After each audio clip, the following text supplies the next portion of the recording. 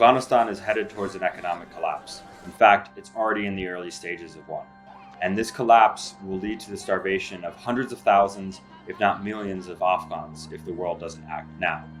This idea that we should use aid or the release of funds as a carrot to influence Taliban behavior is the epitome of shooting the hostage in order to punish the hostage taker.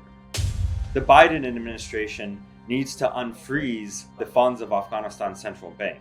It at least needs to insert enough liquidity into Afghanistan's economy to ensure that the country gets through the winter.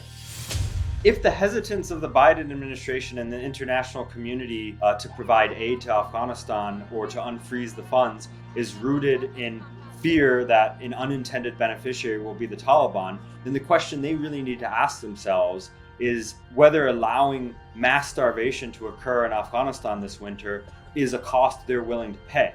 And of course, it won't be them paying. It will be Afghans and Afghan children. If the Biden administration thinks that keeping funds frozen is a way to influence Taliban behavior vis-a-vis counterterrorism, then it really needs to ask itself, is allowing the country to descend into chaos an effective way to combat transnational terrorist groups, especially groups like ISIS that thrive under such conditions?